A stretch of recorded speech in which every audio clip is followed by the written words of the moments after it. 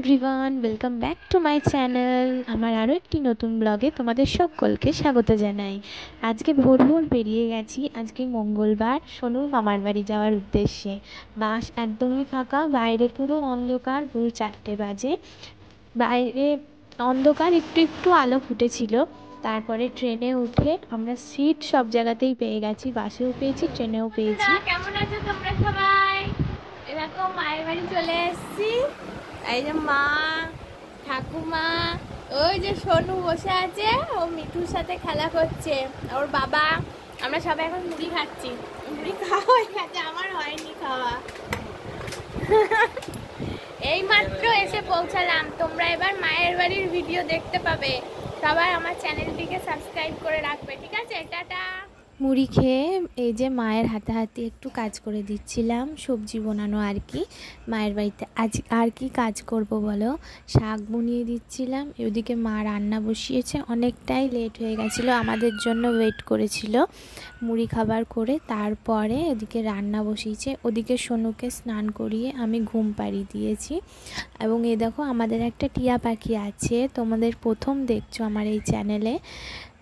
টিয়া পাখিটা কি দেখো, একটা শাকের ডাঁটা দিয়েছি, ও সেটা খাচ্ছে আর ঘরে ঘুমাচ্ছে। সোনু, গরম পড়েছে প্রচণ্ড, ওকে ঘরে ঘুম পাড়িয়ে বাইরে এসছি মায়ের একটু হাতাহাতি হেল্প করে দিতে। হেল্প করার পরে মা রান্না চাপিয়েছে এবং মা মাছ ভেজেছে। মা আমাকে একটা মাছ দিয়েছে। মাছটা খাওয়ার পর তারপরে এরকম আমার মা রান্না চাপিয়েছে। রান্না হচ্ছে, শাক হয়েছে, ডাল হলো, আর মাছের ঝাল হবে না মা?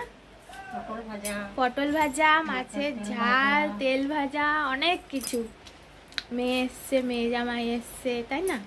তোমরা কে কে খাবে তাড়াতাড়ি চলে এসো। আরে দেখো সোনু খেলা করছে।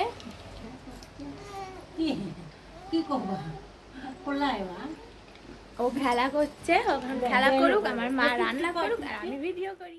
আবার তোমাদের সাথে দেখা হচ্ছে ঠিক সন্ধেবেলায়। মা সন্ধে দিয়ে দিয়েছে এবং সোনু দেখো, ওই সন্ধ্যের প্রদীপটা দেখলে যে ওর মনে কি একটা আনন্দ হয় কে জানি। ও মানে খুব লাফায়, খুব আনন্দ হয় ওর ওই সন্ধ্যে প্রদীপটা দেখলে। শঙ্খ বাজালে তো বলো না, এই ও চিৎকার করবে। এই সন্ধে প্রদীপ জ্বালালে, ওর সামনে দিয়ে সন্ধে প্রদীপ নিয়ে গেলে না, ওর কী যে মনে আনন্দ হয় সে কি বলবো।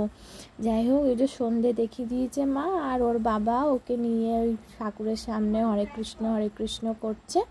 তারপরে চা করা হবে, সবাই মিলে চা খাবো। ওদিকে আমি আবার সোনুর খাবারটা বসিয়েছি, ওকে যে সুজিটা খাওয়াই সেই সুজিটা হয়েছে, তারপরে চা হবে। চা কিন্তু আমি খাইনি, মা, বাপি আর আমার বর ওরা খেয়েছে, ঠাকুমা খেয়েছে চা। এই যে এখন সবাই চা খাচ্ছে।